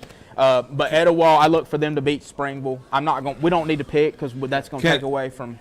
can I go backwards just a little bit talking about this week, because I don't want to miss any of the jamborees in our area, and I know we didn't have a full schedule up, but Woodland is playing Galesville, and they're in our, both of them are in our coverage area, and we want to make sure that people go see them. Clay County is playing at Scottsboro. No, Cherokee. I mean, Cherokee County is playing at Scottsboro, playing at home. which is are playing at home, which will be a good one. Beulah is part of the Woodland Galesville. They got a couple people together. Etowah will be able to figure out where they're at right off the bat. They travel to Arab to play Arab at 6 o'clock next Thursday night, and so we know Arab was a quarterfinal team last year. Almost went to Pleasant Grove and beat Pleasant Grove. They went in double overtime, so we'll be able to see where Etowah's at right off the bat. And we talked about the Oxford and Fort Payne. Oxford will travel. Is Oxford traveling? They will travel to Fort Payne Thursday, and then on Friday. Well, there are Thursdays. There's some more at it here that wasn't on here. None of them are ours. Asheville High School is playing Dora and Boaz. So they're playing in a 3-team thing as well. And I think Aniana's playing Locust Fort. Aniana's playing Locust Fort. So St. Clair County and Sipsey Valley. St. Clair County, we hadn't talked a lot about them. They're in our coverage area. Got an Oxford grad that's coaching them now. And this will be his first time to Tyler Robinson step out on the field. Graduate from Oxford High School, has coached in the college ranks, been at Huntington, played at Huntington. He's a guy, I think it's going to take him a couple of years. St. Clair County. Now, people forget that not long ago, St. Clair County played for a state championship, but it's been tough times since. And so Coach Matt Glover, who's now at Etowah, was the head coach at St. Clair County then. And so I think it's going to take him a couple of years to kind of develop his culture and build a standard back there at St. Clair County. That's it. I'm going to go to week 0. You know, we talked about Sachs is playing Jacksonville and their jamboree, and then obviously the other ones that we talked about, Ohatchee and all the teams that are coming there. But you look at week 0, out of our coverage area, Thompson and Opelika play early in that play that first week. Donahoe and Weaver, we've talked about that a good bit. Raglan and Vincent should have a really good team again. They're going to be good. TCC and Tarrant, both of those programs have kind of been down on tough times. I would love for something good to happen for Talladega County Central. They have one of the really good guys in the business as their head coach, and it's just been tough sledding. I mean, he made the joke at media day that they hadn't tackled anybody in 4 years when all of his kids said they liked offense better than defense. Broadley and Horseshoe Bend, B.B. Comer and Dadeville. Yeah, B.B. Comer. They've been down there doing a lot of talking. One of the things, Winterboro starts out the season with Cedar Bluff. That's going to be a good one, good test for both of them. So you've talked about all of them. Okay. So have you talked about the Springville game? I'm going in order. Okay, go ahead. You got them. Go ahead. B.B. Comer, Dadeville, Ranburne and White Plains, which is, to me, obviously one of the most intriguing games. Both of the teams are very similar. It's Coach Jennings' first game ever as a head coach. And so I wonder what's going to come out of that one. Woodland and Victory Christian, West End and Gasville, Sandrock and Spring Garden. That Spring Garden's going to be really good. And if you know anything about Sandrock, they've had a lot of people moving out. Cherokee County has really gotten better. If you don't know this, Cornejo came from Sandrock, and so it's kind of a thing where they've moved out of Sandrock. Well, Sandrock's also going to be at Ohatchee this coming week. So we'll be able to see Friday, them. so you'll be able to see we'll be able to see them as well. Ohatchee and Sachs, that's a very intriguing matchup to me. I think, one, because of the storyline of Coach Freeney, the quarterback moving out, wondering who the quarterback's going to be, wondering how they're going to be up front. And then Ohatchee, are they going to start faster this year, or is it going to be kind of similar to last year? So that's 2 new coaches. No, well, so Finley's been there 2 years. Yeah, so pretty much new. Last year was his first year, right. Even though he had to take over mid-season the year before. My dad's favorite team, or Buckethead's favorite team, St. John Paul, is starting out against Westbrook Christian. Lord don't ever bless that team. The Steve Smith area is starting there. Hey, y'all tell you, what's up, man? What you say? Took it right on the phone call. Okay, gotcha. I said the good Lord don't ever bless St. Paul in the second. We got. I hope the first was better. Anniston and Walter Welborn. We're all intrigued to see how the Rico Jackson era is going to start out at Anniston. and then you take on one of the old heads and Jeff Smith and the Welborn Panthers, 2 different brands of football. Dex, what do you? Well, don't pick because we'll have to pick next week. But how you feel about that? It's like it's like to tell 2 teams like Welborn's that more physical, big, strong team. Anderson's like the speed type team. So it could go either way. Yeah. All right, I'm gonna go to you, King. I'm gonna go to you, King. Stay on that same question. I just can't believe you said that. What now? At Welborn Anderson. Yeah. Let me hear it. He said that because of Welborn is in 2 different teams. Yeah, we both know that. Anderson is speed, talent, and more than speed at Anderson.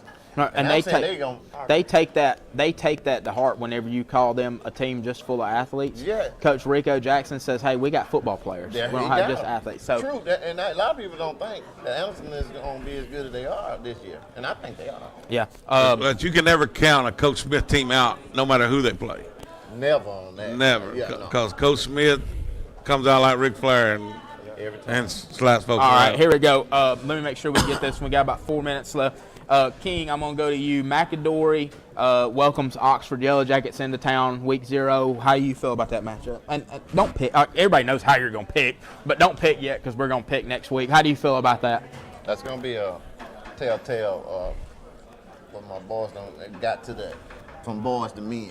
Okay. We don't move up from boys. Yeah, we had a tough go against McAdory last year. That's right, and it's time we need to try to get that back. Yeah, see where we're at. I think we'll be all right. Moody and Pell City. Buckethead, I'm going to go to you on that one. What do you feel about Moody and Pell City? I don't know if Pell City will be there week 1. I mean, week 0. I mean, week 0. I just don't know if they'll be there yet. I know Coach is going to give them.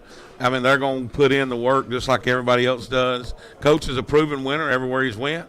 Controversy seems to follow him sometimes. But let me just say this. I don't know what this year holds for Pell City. Moody better take advantage of all they can take advantage of before he gets the ball rolling there. I'll put it at that. All right. All right. Cherokee County, Alexandria, the week 0, TV24 Primetime Sports Game of the Week.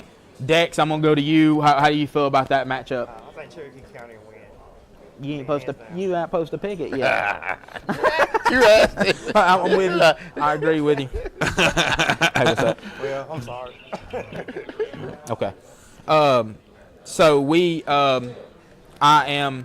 let me see. Cherokee County, Alexandria, that is going to be a tough matchup for the Alexandria Valley Cubs. A really good. Talladega and Lincoln. King, I'm going to go to you on Talladega and Lincoln. I got a chance to watch Talladega play in Heflin last year, and they was in need of a lot of players. But I guarantee you Lincoln will probably win this ball game. But I'm hoping that Talladega has, a better year this year. Coach Bill Smith gave me the opportunity that anybody, I never dreamed of being a defensive coordinator at such a young age. So I hope that they can get that thing turned around. Right. Mumford and Childersburg, Buckethead, what do you think about Mumford and Childersburg? Both of them are rebuilding. I mean, you lose Sylvester Smith, which is considered the best athlete in this area. A lot of people did. Childersburg has, since Coach got there, they've been bringing the program along. So I'm anxious to see how that turns out, as well as, just to see how it works for them. All right, I'm going to close this out. Buckethead, will you get our promo ready for the TV24 Primetime Sports Game of the Week? Aniana, Cleveland, Leeds and Mortimer Jordan, that'll be a decent matchup. St. Clair County and Asheville. Boaz and Jacksonville. I think that'll be a good match. Boaz is trying to turn their program around. Fort Payne and Scottsboro. Gaston City and Carver Montgomery. Gunnersville and Southside. We hadn't talked a lot about Southside, but I'm ready to see how they do in their second year back in 5A.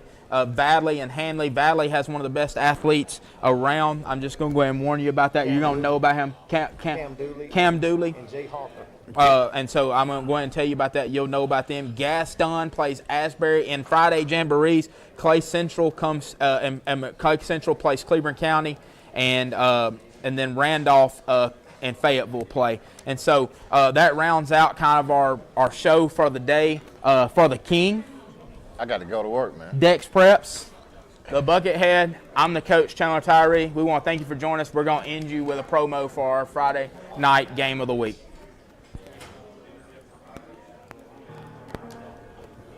Talking is done, man. It's time to come together and change the culture.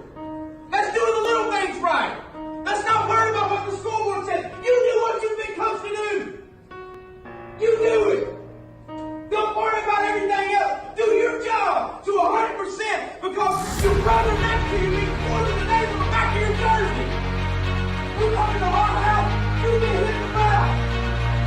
come in our house, you earn it.